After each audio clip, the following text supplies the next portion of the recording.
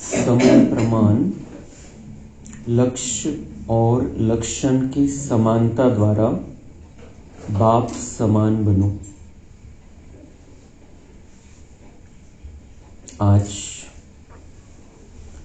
चारों ओर के सर्व स्वमानधारी बच्चों को देख हर्षित हो रहे हैं। इस संगम पर जो आप बच्चों को स्वमान मिलता है, उससे बड़ा स्वमान सारे कल्प में किसी भी आत्मा को प्राप्त नहीं हो सकता है। कितना बड़ा स्वमान है, इसको जानते हो? स्वमान का नशा कितना बड़ा है, यह स्मृति में रहता है। स्वमान की माला बहुत बड़ी है। एक एक दाना गिनते जाओ और स्वमान के नशे में लवलीन हो जाओ। यह स्वमान अर्थात टाइटल्स स्वयं बाप दादा द्वारा मिले हैं। परमात्मा द्वारा स्वमान प्राप्त है, इसलिए इस स्वमान के रूहानी नशे को कोई अथॉरिटी नहीं जो हिला सके, क्योंकि ऑलमाइटी अथॉरिटी द्वारा प्राप्ति है। तो बाप दादा ने आज अमृत वेले सारे विश्व के सर्व बच्चों के तरफ चक्कर लगाते देखा कि हर एक बच्चे की स्मृति में कितने स्वमानों की माला पड़ी हुई है। माला को धारण करना अर्थात स्मृति द्वारा उसी स्थिति में स्थित रहना।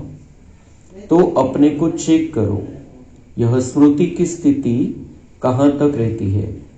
बाप दादा देख रहे थे कि स्वमान का निश्चय और उसका रूहानी नशा दोनों का बैलेंस कितना रहता है। निश्चय है नॉलेजफुल बनना और रूहानी नशा है पावरफुल बनना।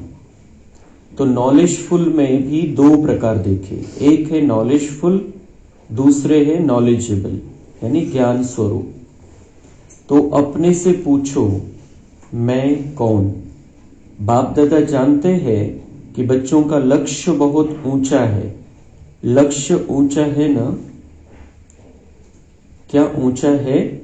सभी कहते हैं बाप समान बनेंगे। तो जैसे बाप ऊंचे थे ऊंचा है, तो बाप समान बनने का लक्ष्य कितना ऊंचा है? तो लक्ष्य को देख बाप दादा बहुत खुश होते हैं, लेकिन बाप दादा लक्ष्य और लक्षण समान चाहते हैं। अभी अपने से पूछो कि लक्ष्य और लक्षण अर्थात प्रैक्टिकल स्थिति समान है, क्योंकि लक्ष्य और लक्षण का समान होना यही बाप समान बनना है। समय प्रमाण इस समानता को समीप लाओ। वर्तमान समय बाप दादा बच्चों की एक बात नहीं देख सकते। कई बच्चे भिन्न भिन्न प्रकार की बाप समान बनने की मेहनत करते हैं। बाप की मोहब्बत के आगे मेहनत करने की आवश्यकता ही नहीं है।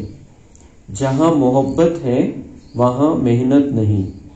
जब उल्टा नशा देह अभिमान का नेचर बन गई, नेचुरल बन गया, क्या देह अभिमान में आने में पुरुषार्थ करना पड़ता है, या 63 जन्म पुरुषार्थ किया, नेचर बन गई, नेचुरल बन गया?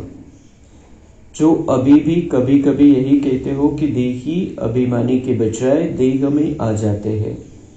तो जैसे देह अभिमान नेचर और नेचुरल रहा, वैसे अभी देही अभिमानी स्थिति भी नेचुरल और नेचर हो।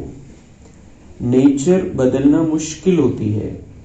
अभी भी कभी कभी कहते हो ना कि मेरा भाव नहीं है, नेचर है। तो उस नेचर को नेचुरल बनाया है, और बाप समान नेचर को नेचुरल नहीं बना सकते। उल्टी नेचर के वश हो जाते हैं, और यथार्थ नेचर बाप समान बनने की इसमें मेहनत क्यों? तो बाप दादा अभी सभी बच्चों की देही अभिमानी रहने की नेचुरल नेचर देखना चाहते हैं।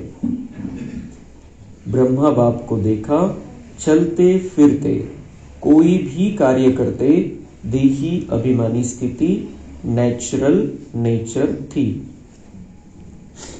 तो बाबा इस समय जो हमारे लिए आए हैं इस धरती पर, तो वो ये चाहता है कि हम उसके समान बन जाए, उसके जैसे बन जाए। बाबांची इच्छा आहे की आपण पण बाबांसारखं बनून जावं। तर त्याच्यामध्ये सगळ्यात महत्वाचं, जर बाबांसारखं बनायचंय तर बाबा म्हणतात लक्ष्य और लक्षण समान रहने चाहिए। लक्ष्य है बाप समान बनना, तर तसे लक्षण पण असले पाहिजे। तर शाळेमध्ये विद्यार्थी आहे कोणी आणि तो त्याचं लक्ष्य आहे, त्यांनी नक्की केलेलं की मला वर्गामध्ये पहिलं यायचंय, तर वर्गामध्ये पहिलं यायचं हे नक्की केले, लक्ष्य तर खूप चांगलं आहे, पण तसे लक्षणं पण पाहिजे। वर्गामध्ये पहिलं येण्यासाठी जो अभ्यास करायला पाहिजे, जे व्यवस्थितपणे समजून घ्यायला पाहिजे, तर ते जर करत नाहीये तर वर्गामध्ये पहिलं कसं येईल? तो ऐसे ही हमारा लक्ष्य है कि हमें बाप समान बनना है, तो वैसे लक्षण भी हमारे अंदर आने चाहिए। बाबांसारखं आपल्याला बनायचंय, आपलं लक्ष्य आहे की आपल्याला बाबांसारखं, ब्रह्मा बाबांसारखं बनायचंय, फरिश्ता स्वरूपामध्ये राहायचंय आणि शिव बाबासारखं बनायचंय, निराकार स्थितीमध्ये राहायचंय। तो लक्ष्य है, इतना ऊंचा बनने का लक्ष्य है। भगवान ऊंचे थे, ऊंचा है, इतना ऊंचा बनने का लक्ष्य है, तो वैसे लक्षण हमारे अंदर होने चाहिए। तर त्याच्यामध्ये मूळ गोष्ट काय, सगळ्यात महत्वाची की अभी देही अभिमानी स्थिती बनानी है।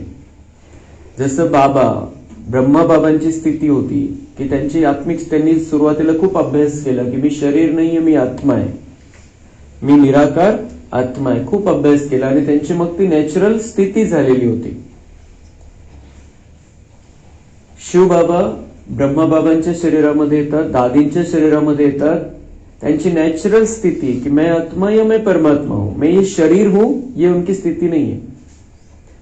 तर बाबा म्हणताय की तुम्ही जे आहात ते समजायचंय, फक्त तुम्ही आत्मा आहे, तुम्ही शरीर नाही, तुम्ही या शरीरामध्ये आलेले, या शरीरामध्ये प्रवेश केलेली तुम्ही आत्मा आहे, तर तुम्ही ओरिजिनल आत्मा आहे। हे शरीर तुम्हाला मिळालेलं आहे वापरायसाठी। मागच्या जन्मामध्ये वेगळं शरीर होतं, त्याच्या मागच्या जन्मामध्ये वेगळं शरीर होतं, त्याच्या मागच्या जन्मामध्ये वेगळं शरीर होतं। जेव्हा सतयुगामध्ये आलो आपण तेव्हा देवताही शरीर होतं खूप सुंदर, ते बदलत बदलत बदलत बदलत शरीर बदलत बदलत आपण आत्मा आता या शरीरामध्ये, तो मी आत्मा आहे। तर हे मी आत्मा आहे हे समजायचं, हे नॅचरल झालं पाहिजे, ऑटोमॅटिक झालं पाहिजे की मी आत्मा आहे। बाबा म्हणतात 63 जन्म तुम्ही कुठली मेहनत नाही केली शरीर समजण्यासाठी, स्वतःला शरीर भानामध्ये राहिले, स्वतःला शरीरच समजत राहिले, मी म्हणजे शरीर, तर ते नॅचरल झालं होतं। पण आता ओरिजिनल ज्ञानामध्ये आपल्याला कळालं की मी तर आत्मा आहे, हे तर वरचं शरीर आहे, हे तर सोडत आलो मी प्रत्येक जन्मामध्ये। मृत्यू झाला तर त्याचा अर्थ काय की ते शरीर सोडलं, हे शरीर धारण केलं।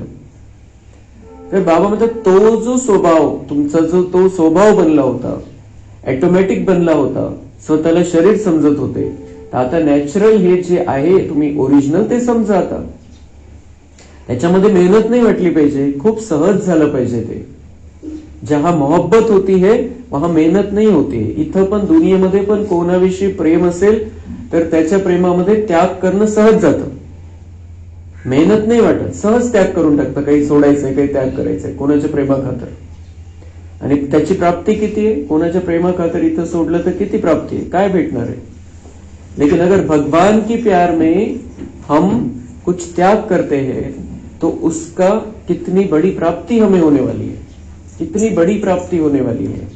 भगवान का प्यार और उस प्यार में हम कुछ छोड़ रहे हैं, वो त्याग नहीं है, वो तो भाग्य बना रहे हैं हम। तो बाबा म्हणते भगवान का प्यार है, उस प्यार में अगर आप कुछ करते हो तो उसमें मेहनत महसूस नहीं होगी। तर बाबा आपल्यावरती किती प्रेम करतो, कशा पद्धतीने आपल्याला चालवतोय, आपली पालना करतोय, आपल्याला ज्ञानरत्नांनी सजवतोय, तर ते प्रेम आहे बाबांचं आपल्यावरती। तर त्या प्रेमामध्ये बाबा म्हणते तुम्हाला मेहनत नाही वाटली पाहिजे, मी जे सांगतोय ते करण्यामध्ये मेहनत नाही वाटली पाहिजे।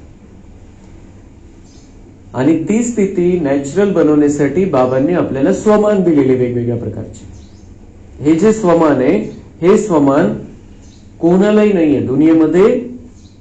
संपूर्ण कल्पामध्ये 5000 वर्षाच्या सृष्टी नाटकामध्ये कोणालाही हे स्वमान प्राप्त नाही होत, जे बाबा आपल्याला देतो. स्वमान म्हणजे टायटल, म्हणजे पदवी, म्हणजे डिग्री. ही कोणालाही नाहीये दुनियेमध्ये, ते बाबा आपल्याला देतो. तर कितीतरी स्वमान दिलेले. मैं विश्व कल्याणकारी आत्मा हूं, मैं मास्टर सर्वशक्तिवान हूं, मैं पूज्य आत्मा हूं, मैं इस विश्व की आधारमूर्त आत्मा हूं, मैं शांत स्वरूप आत्मा हूं, मैं शांति का फरिश्ता हूं, मैं शांति दूत हूं. कितीतरी स्वमानची लिस्ट आहे. तर बाबा म्हणताय की हे जे स्वमान मी तुम्हाला देतोय, या स्वमानवरती विश्वास ठेवा आणि विश्वास ठेवून त्याला तुमच्या जीवनामध्ये वापरा. तो स्वमान में रहना, स्मृति में रहना और स्वरूप में लाना मतलब पॉवरफुल स्थिती में रहना. स्वमान आहे, मला माहिती मी मास्टर सर्वशक्तिवान आहे. बाबांनी सांगितलं मी सर्वशक्तिवान आणि आपण बच्चे कोण आहे? मास्टर सर्वशक्तिवान, त्याचे बच्चे. तर त्याच्यामध्ये जी शक्ती आहे ते आपल्यामध्ये, आपल्याला धारण करायची, ती धारण करू शकतो, आपल्यामधली जागृत करू शकतो. तर आपल्याला बिलकुल तो विश्वास ठेवायचा आहे की मी पण खूप शक्तिशाली. जसं एक स्वमान आपण घेतोय की मैं मास्टर सर्वशक्तिवान हूं, तर त्याच्यामध्ये बाबा म्हणतात स्मृती की मी मास्टर सर्वशक्तिवान आहे, त्याच्यावरती निश्चय की हा मी खरंच शक्तिशाली आत्मा आहे. मी परमात्म्याची संतान आहे, परमात्मा सर्वशक्तिवान आहे, मी त्याची संतान आहे, तर मी खूप शक्तिशाली. तर हे आठवण पक्की की हा मी आहे आणि त्याच्यावरती विश्वास. आणि त्याच्या पुढचं असतं स्वरूप बनणं, कि ते आपल्या वागण्या बोलण्यामध्ये दिसलं पाहिजे, शक्तिशाली स्थिती. तो जब हम स्वमान का अभ्यास करेंगे कि मैं शक्तिशाली आत्मा हूं, मैं शक्तिशाली आत्मा हूं, बार बार हम अभ्यास करेंगे, खुद को पक्का कराएंगे विश्वास ठेवून, तर आपलं ते स्वरूप बनत जाईल. मग ती शक्तिशाली स्थिती बनेल. तो उसके नशे में रहना, स्मृती में रहना और नशे में रहना, दोन गोष्टी बाबांनी स्वमान विषयी सांगितल्या. एक तो स्मृती में रहना है कि स्मृती पाहिजे की मैं शक्तिशाली आत्मा हूं, मैं मास्टर सर्वशक्तिवान हूं. उस समय बाबा भी याद आ जाएगा, बाबा सर्वशक्तिवान, मैं मास्टर सर्वशक्तिवान. तो मेरे अंदर बाबा की सारी शक्तियां आ रही है, मेरे अंदर की सारी शक्तियां जागृत हो रही है, ही आठवण. आणि मग त्या नशेमध्ये राहणं म्हणजे हा मी खरंच तसं आहे आणि ज्या वेळेला काही परिस्थिती येईल, संकट येईल, त्यावेळेला बिलकुल मी स्थिर राहिलो, अचल अडोल राहिलो. हे प्रॅक्टिस करत चालायची थोड्या थोड्या गोष्टीमध्ये, तर त्याचं स्वरूप बनत जाईल आणि आपल्याला शक्तिशाली अनुभव होत राहील. नाहीतर मग तसं नाही की दुनियेमध्ये काय करतात, मंत्र देतात आणि त्या मंत्राचा जप करायला सांगतात. तर आपल्याला तसं नाही करायचं की मी मास्टर सर्वशक्तिवान हूं, मी मास्टर सर्वशक्तिवान हूं. जे आपल्याला म्हणायचं आहे ते मनातल्या मनात म्हणायचं आहे. किंवा मग आपण कोणाला तसं शक्य नाही होत तर ती जपमाळा घेऊन हातामध्ये घेऊन पण आपण करू शकतो. जर कोणाला शक्य नाहीये की आपण त्या स्थितीमध्ये राहत नाही, तर ती 108 ची माळा घ्यायची हातामध्ये आणि एक मनका त्याच्यावरती हात ठेवायचा. मैं मास्टर सर्वशक्तिवान हूं, माझ्यामधून शक्तीची किरण निघतात, मैं बहुत शक्तिशाली आत्मा हूं और भगवान सर्वशक्तिवान, उससे मेरे अंदर शक्ति आ रही है और मेरे अंदर की शक्तियां जागृत हो रही है. मैं बहुत शक्तिशाली आत्मा हूं. प्रत्येक एक मनका जो जपमाळेचा मनका आहे, एका मनक्यावरती बोट ठेवायचं आणि हे सगळं बघायचं. तर ते 108 वेळा जर कोणी केलं तर नंतर बघायचे कशी स्थिती होऊन जाते. कारण तसं जर नाही शक्य आपल्याला, तसं तर बाबांनी कोणताही आधार घ्यायला नाही सांगितलेला आहे की माळा हातामध्ये घ्या मग त्याचा जप करा. ते जप नाहीये, हे स्वतःला आपण समजून सांगतोय आणि आपली स्थिती बनवतोय. मंत्र जाप काय, जप चाललेला आहे आणि बुद्धी इकडे तिकडे भटकते, त्या मंत्र जापचा काही फायदा नहीं. लेकिन हम जब ये स्वमान की माला जपते हैं, मतलब अपने आप को समझाते हैं कि मैं ऐसा हूं, तो हमारी स्थिती बनती जाते. मग प्रॅक्टिकल मध्ये कोणती परिस्थिती आपल्या समोर येऊ द्या, कोणताही प्रॉब्लेम आपल्या समोर येऊ द्या, आपण आपली स्थिती बनवलेली आहे आणि मग त्या परिस्थितीचा मुकाबला आपण करू शकतो. शांत राहून, स्थिर राहून, अचल अडोल राहून आपल्यामधली शक्ती जागृत राहील आणि आपण त्या परिस्थितीवरती विजय प्राप्त करू शकू. तर हे बाबा हमें सिखाता है. हमें बाबा समान बनना है तो हमारा स्वभाव होना चाहिए कि मैं आत्मा हूं, फिर इस आत्मा को हमें शक्तियां देनी, अपने आप को शक्तियां देनी है. तर त्याच्यासाठी बाबांनी स्वमान दिलेले, तर त्या स्वमानचा अभ्यास करायचा आहे. रोज आपण वेगवेगळ्या स्वमान घेऊ शकतो. एका स्वमानचा अभ्यास संपूर्ण दिवसभर पण करू शकतो. तसे स्वतःला समजून सांगणं आहे, तसं बघणं आहे चित्र की माझ्यामधून ती किरण निघत आहे आणि मी तसं बनलेलं आहे. विश्वास ठेवून हे स्वमानचा अभ्यास करायचा. बाप दादा ने समाचार सुना कि आजकल विशेष दादियां यह रूह-रिहान करती है. फरिश्ता अवस्था, कर्मातीत अवस्था, बाप समान अवस्था नॅचरल कैसे बने. बाबांपर्यंत समाचार जातो. बाबा बघतो बच्चे काय करताय खाली. तर बाबांनी आज बघितलं बाबांनी कि दादिया आपस में क्या बातचीत करती है कि हमें क्या बनना है. फरिश्ता अवस्था को प्राप्त करना है. कर्मातीत अवस्था म्हणजे देहभानाच्या परे बिलकुल एकदम आनंदमयी उडती स्थिती बनवायची आहे. दुसरं दादींचं काय विचार चाललेले होते आपसामध्ये, कर्मातीत अवस्था बनानी है. सगळे कर्माचे हिशोब बिलकुल नील झाले पाहिजे और कर्मों के बंधन में नहीं रहना है. कर्म बंधन नहीं महसूस होना चाहिए. कर्म करते हुए बिल्कुल आराम से बहुत अच्छे से कर्म हमें करने. तो कर्मातीत अवस्था और बाप समान अवस्था नॅचरल कैसे बने. त्या स्थितीमध्ये कसं राहता येईल ऑटोमॅटिक. बाबा जैसा कर्मातीत स्थिती और फरिश्ता तिन्ही गोष्टीचा विचार दादींचा आपसामध्ये चालला होता आणि ते बाबांनी बघितलं की त्यांचं काय चाललेलं आहे. ऊपर बैठा वो सबको देखता रहता है. तो मग बाबा म्हणताय नेचर बन जाए यह रूह-रिहान करते हो ना. दादी को भी यही बार बार आता है ना. फरिश्ता बन जाए, कर्मातीत बन जाए, बाप प्रत्यक्ष हो जाए. जो फरिश्ता बनना वह निराकारी कर्मातीत अवस्था बनने का विशेष साधन है.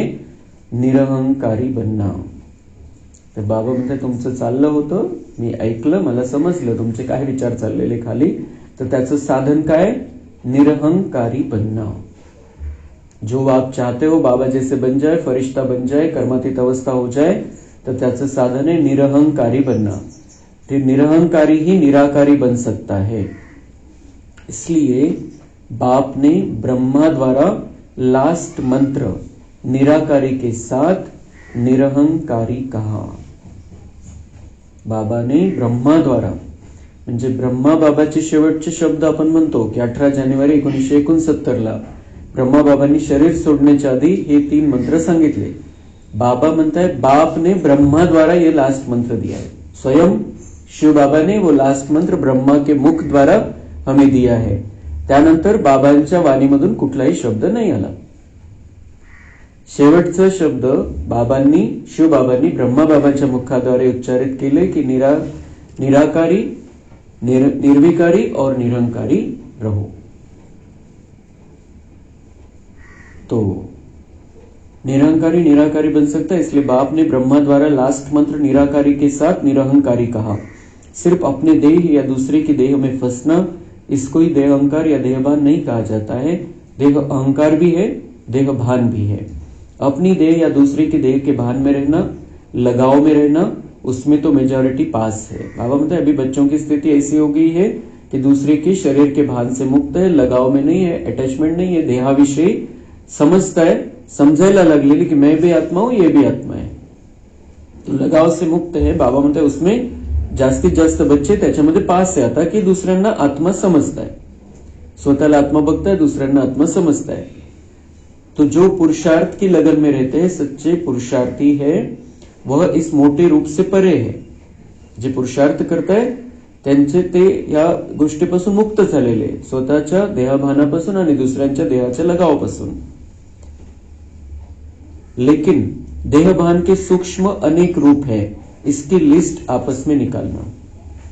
बाबा म्हणतात ते देहामध्ये अटकणं ते नाही, पण देहभान म्हणजे अहंकार, सूक्ष्म अहंकार कि मैं ये हूं, मैं ऐसा हूं, मैं बड़ा हूं, मैं छोटा हूं, ये थोड़े थोड़े छोटे छोटे जो है देहभान के अंश, बाबा म्हणते उसकी लिस्ट निकालो और उसको भी खत्म करो. बाप दादा आज नहीं सुनाते हैं, आज इतना ही इशारा बहुत है क्योंकि सभी समझदार है. आप सब जानते हो ना, अगर सभी से पूछेंगे ना तो सब बहुत होशियारी से सुनाएंगे. लेकिन बाप दादा सिर्फ छोटा सा सहज पुरुषार्थ बताते हैं कि सदा मन, वचन, कर्म, संबंध, संपर्क में लास्ट मंत्र 3 शब्दों का निराकारी, निरहंकारी, निर्विकारी सदा याद रखो। बाबा मतलब मैं लंबा चौड़ा नहीं सुनाता हूं, लंबा चौड़ा पुरुषार्थ नहीं, सहज पुरुषार्थ बताता हूं कि ये लास्ट में दिए हुए 3 मंत्र सदा याद रखो। ही निराकारी, निर्विकारी और निरहंकारी। तर याच्याविषयीच आपण अजून क्लिअर नुमाशामच्या वेळेला एक क्लास लावू त्याच्याविषयी, निराकारी, निरहंकारी आणि निर्विकारी। तो सदा याद रखो। संकल्प करते हो तो चेक करो महामंत्र संपन्न है, ऐसे ही बोल, कर्म सब में सिर्फ 3 शब्द याद रखो और समानता करो। यह तो सहज है ना, सारी मुरली नहीं कहते हैं, याद करो 3 शब्द। यह महामंत्र संकल्प को भी श्रेष्ठ बना देगा, वाणी में निर्माणता लाएगा, कर्म में सेवा भाव लाएगा, संबंध संपर्क में सदा शुभ भावना, श्रेष्ठ कामना की वृत्ती बनाएगा। तर बाबा म्हणतात हे 3 शब्द लक्षात ठेवा, तसा पुरुषार्थ करा, तशा स्थितीमध्ये राहा। निराकारी, निरहंकारी, निर्विकारी। निराकारी मतलब अपने आप को आत्मा समझना, बाबा को परमात्मा के रूप में देखना, जानना, समझना, उससे किरणें प्राप्त करते रहना। निर्विकारी मतलब विकारों से दूर, बहुत शुद्ध स्वच्छ आत्मा अपने आप को समझना, उस स्थिती में रहना। और निरहंकारी म्हणजे कुठलाच अहंकार नाही, कुठलाही अहंकार नाही। देहाचा अहंकार, देहभान ते तर नाहीच, पण अहंकार जो अहंकार असतो कि मैं ये हूं, मैं वो हूं, वो भी नहीं। और ज्ञान का भी अहंकार नहीं कि मुझे इतना ज्ञान है, मुझे ही पता है, दुनिया वालों को पता नहीं। उसका स्वमान होना चाहिए, नशा होना चाहिए, रूहानी नशा होना चाहिए, पण त्याचा गर्व नसला पाहिजे। जो खराब है तशा प्रकारचा गर्व नसला पाहिजे। तो बाबा कह रहे अगर ये 3 शब्दों का अभ्यास करो, तीनों स्थितियां बनाओ, तो उससे क्या होगा कि वो यह महामंत्र संकल्प को भी श्रेष्ठ बना देगा। अगर आप उस स्थिति में है तो आपके संकल्प श्रेष्ठ बनेंगे, अच्छे संकल्प बनेंगे। आणि संकल्प जर चांगले तर आपलं भाग्य चांगलं आहे, कारण संकल्पानंतरच वाणी आणि कर्म है। तो संकल्प को श्रेष्ठ बना देगा अगर ये हम तीनों स्थितियों में रहते हैं। वाणी में निर्माणता लाएगा। हमारी वाणी कैसे होगी? निर्माण मतलब कुछ उसमें से निर्माण होगा और दूसरा अहंकार का अंश नहीं होगा उसमें। कर्म में सेवा भाव लाएगा। हम जब जो कर्म हम करेंगे वो ऐसा समझेंगे कि हमें ये सेवा मिली है, सेवा समझकर हम कर्म करेंगे। तो सेवा समझेंगे तो कोई क्या करता है, कोई कुछ बोलता है, कोई हमारी निंदा करता है, कोई अपमान करता है, मेरी सेवा है, ड्यूटी है, मुझे करना है बस। तो कर्म में सेवा भाव आ जाएगा और वो करते हुए हम सकाश देंगे, दूसरों को शांति देंगे, प्यार देंगे, शक्तियां भरेंगे। और संबंध संपर्क में सदा शुभ भावना, श्रेष्ठ कामना की वृत्ति बनाएगा। तो क्या होगा? निराकारी, निर्विकारी, निरंकारी स्थिति से जिनके भी हम संबंध संपर्क में हैं उनके लिए शुभ भावना रहेगी और श्रेष्ठ कामना रहेगी कि ये भी बाबा के बन जाए, ये भी अच्छे बन जाए। बाप दादा सेवा का समाचार भी सुनते हैं। सेवा में आजकल भिन्न भिन्न कोर्स कराते हो, लेकिन अभी एक कोर्स रह गया है, वह है हर आत्मा में जो शक्ति चाहिए वह फोर्स का कोर्स कराना। शक्ति भरने का कोर्स, वाणी द्वारा सुनाने का कोर्स नहीं, वाणी के साथ साथ शक्ति भरने का कोर्स भी है, जिससे अच्छा अच्छा कहे नहीं लेकिन अच्छा बन जाए। यह वर्णन करे कि आज मुझे शक्ति की अंजलि मिली। अंजलि भी अनुभव हो तो उन आत्माओं के लिए बहुत है। कोर्स कराओ लेकिन पहले अपने को करा के फिर कहो। तो सुना बाप दादा क्या चाहते हैं? लक्ष्य और लक्षण को समान बनाओ। लक्ष्य सभी का देखकर बाप दादा बहुत बहुत खुश होते हैं। अब सिर्फ समान बनाओ तो बाप समान बहुत सहज बन जाएंगे। बाप दादा तो बच्चों को समान से भी ऊंचा, अपने से भी ऊंचा देखते हैं। सदा बाप दादा बच्चों को सिर का ताज कहते हैं, तो ताज तो सिर से भी ऊंचा होता है ना। तर बाबा म्हणते तुम्हाला खूप काही करायचंय आता। बऱ्याच जणांना परिचय द्यायचा है, त्यांना समजवायचंय, त्यांना जसं बाबांनी सांगितलं कि उनको वारिस क्वालिटी का बनाना है, उनका भाग्य बनना चाहिए। वो सिर्फ सुनकर चले जाए कोर्स, ये नहीं होना चाहिए।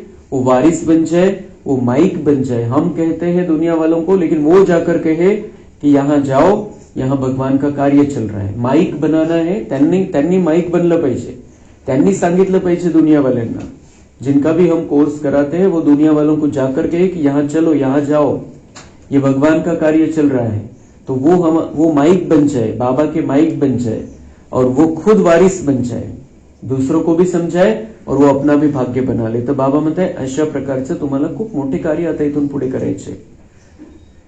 तो बाबा म्हणताय कोर्स कराओ, लेकिन वो कोर्स, ये ज्ञान का कोर्स, वाणी द्वारा सुनाने का कोर्स, लेकिन उसके साथ साथ शक्ती भरने का कोर्स करो. म्हणजे त्यांना नुसतं ज्ञान नका सांगू, बाबांकडून शक्ती घ्या, त्या आत्म्यांना द्या. त्यांच्यामध्ये शक्ती राहील. एक तर ऐकून घेण्याची कॅपॅसिटी नाहीये. ऐकून हे ज्ञान ऐकण्यासाठी खूप बुद्धी ताकदवान पाहिजे. ती बुद्धी खूप स्वच्छ अशा प्रकारची पाहिजे, तेव्हा हे ज्ञान ऐकू शकतात. तर ज्ञान ऐकण्याची कॅपॅसिटी राहिलेली नाहीये. तर नुसतं ज्ञान ऐकवायचं नाहीये. बाबा म्हणताय की वो ज्ञान को अच्छी तरह से सुनकर धारण करे, उसके लिए शक्ति भरो आत्माओं में. और वो शक्ति कहां से आएगी? जब हम बाबा से कनेक्ट रहेंगे, बाबा से शक्ति लेंगे और उन आत्माओं में भरेंगे, तब वो ज्ञान सुन सकेंगे, ज्ञान को धारण कर सकेंगे. तो बाबा म्हणता है वाणी द्वारा कोर्स कराना सिर्फ ये नहीं, अब ये जरूरी है कि आत्माएं कमजोर हो गई है, उनके अंदर धारणा की कैपेसिटी नहीं रही है, इसलिए उनके अंदर शक्ति का कोर्स कराओ, शक्ति भरो उनके अंदर. म्हणजे त्यांना आत्मा बघून शक्ति द्यायची. पहले ही अगर हमें किसी का कोर्स कराना है, किसी को ये बातें समझानी है, तो पहले बाबा से शक्ति लेकर उनको सामने वाले को आत्मा देखते हुए उसमें शक्ति भरनी है. फिर उनको समझाना है, फिर समझाने के बाद और शक्ति भरनी है बाबा से शक्ति लेकर. तर त्यांना थोडंसं काहीतरी ती बुद्धी ऐकण्याच्या कॅपॅसिटीची होऊन जाईल आणि हे त्यांना असं वाटेल की आपण पण या रस्त्यावरती चालायला पाहिजे. तो बाबा म्हणतात सिर्फ ज्ञान सुनाना नहीं, उसके साथ साथ शक्ति का भी कोर्स, फोर्स का कोर्स कराओ.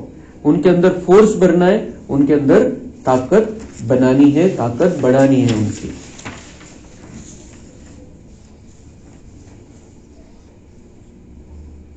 मग बाप दादा ने जो रूहानी एक्सरसाइज दी है वह सारे दिन में कितनी बार करते हो. हे महावाक्य आपण डायरेक्ट पण ऐकणार आहे बाबांचे.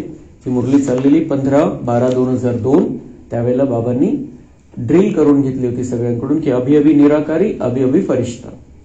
तर हे बाबांचे आता छोटा पॅरेग्राफ वाचतो मी, पण ते बाबा पुन्हा सांगतील आपल्याला. एक्सरसाइज जसं दुनियेमध्ये एक्सरसाइज करतात, व्यायाम करतात, शरीराला स्वच्छ बनवण्यासाठी, सुंदर बनवण्यासाठी, शरीरामध्ये ताकद आणण्यासाठी, शरीराच्या बिमाऱ्या दूर करण्यासाठी योग करतात, व्यायाम करतात, कसरत करतात. तर तशी आत्म्याची बिमारी दूर करण्यासाठी, आत्म्याला पॉवरफुल बनवण्यासाठी बाबा ड्रिल करवतो आपल्याकडून, कसरत करून घेतो की आता स्वतःला निराकारी समजा, आता फरिश्ता समजा, आता साकार देहामध्ये समजा, आता समजा की मी परमधाम मध्ये, तर समजा की मी इथं आहे, मी फरिश्ता बनून बापदादांच्या समोर आहे. ते वेगवेगळे ड्रिल बाबांनी करवलेले आणि ते आपल्याला दिवसभरामध्ये करत राहायचं. तो बाबा आज हमें वो ड्रिल कराएंगे की अभी अभी निराकारी, त्यावेळेला आपण बघायचंय की मी आत्मा आहे, माझ्यामधून किरण निघतात. बाबा एक अर्धा मिनिटानंतर सांगतील आपल्याला अभी अभी निराकारी. तो हमें उस समय अपने आप को आत्मा देखना है, आपल्यामधून किरण निघतायत ते बघायचंय. आणि नंतर बाबा सांगतील अभी अभी फरिश्ता बन जाओ. तो जैसे हमें देखना है की ये किरणे निकल रही है, इथून प्रकाश निघतोय, तो संपूर्ण शरीरामध्ये चाललेला आहे आणि माझं शरीर हाडामासाचं नाही, लाईटचं शरीर आहे. सगळ्या शरीरामध्ये लाईट भरलेली आहे आणि मी फरिश्ता बनलेलो आहे, मी परी बनलेलो आहे आणि उडताना बघायचं स्वतःला. तर ही प्रॅक्टिस जर आपण आता केली तर आपल्याला दिवसभरामध्ये करणं मुश्किल नाही राहणार आणि कंटिन्यू आपली ती स्थिती बनून जाईल. आणि बाबांनी या प्रॅक्टिसवरती खूप जोर दिलेला आहे बऱ्याचशा मुरलीमध्ये. मागच्या रविवारच्या मुरलीमध्ये पण बाबांनी सांगितलं होतं. और बहुत बार बाबा ये कहता है कि ये वो वीडियो है 15/12/2002 का, उसमें बाबा हमें फिर से कराएंगे. बाप दादा ने जो रूहानी एक्सरसाइज दी है वह सारे दिन में कितनी बार करते हो और कितने समय में करते हो. निराकारी और फरिश्ता, बाप और दादा. निराकारी मतलब बाप शिव बाबा जैसा, और दादा फरिश्ता मतलब दादा मतलब ब्रह्मा बाबा जैसा. तो अभी अभी निराकारी, अभी अभी फरिश्ता स्वरूप, दोनों में देहभान नहीं है. जेव्हा आपण स्वतःला आत्मा समजतो किंवा फरिश्ता समजतो तर त्यावेळेला देहभान नाहीये त्याच्यामध्ये. बाबा ये चाहता है कि हम देहभान से मुक्त हो जाए. तो बाबा म्हणतात ही ड्रिल करा. जसं बाबांनी सांगितलं की बाप समान बनना है, मैं चाहता हूं कि बच्चे तो मेरे से भी ऊंचे बन जाए. जसं मुकुट डोक्यावरती असतो तसं बाबा म्हणतात तुम्ही पण माझ्या डोक्यावरती बसा, म्हणजे तुम्ही माझ्यापेक्षाही मोठे बनून जा, लेकिन उसके लिए मेन क्या है, देह भान से मुक्त होना। तो बाबा म्हणते ये ड्रिल करो, ये ड्रिल बार बार करो, दिन भर में बार बार करो। इन दोनों में देहभान नहीं है। जब हम अपने आप को आत्मा समजते देखते हैं, जब हम अपने आप को फरिश्ता देखते हैं, तर त्याच्यामध्ये देहभानाचा अंशच नाहीये। शरीराचं भान निघून जाईल, आपण त्या स्थितीमध्ये राहायला सुरुवात करायची। तो वो धीरे धीरे फिर हमारे जीवन में जेव्हा आपण कर्म करतो त्यावेळेला पण ती स्थिती आपण बनवू शकू, पण अशी बसून थोडी प्रॅक्टिस तर करावी लागेल। तो देहभान से परे होना है, तो यह रूहानी एक्सरसाइज कर्म करते भी, अपनी ड्यूटी बजाते हुए भी 1 सेकंड में अभ्यास कर सकते हो। यह एक नेचुरल अभ्यास हो जाए, अभी अभी निराकारी, अभी अभी फरिश्ता। अच्छा, बाप दादा ने ड्रिल कराई।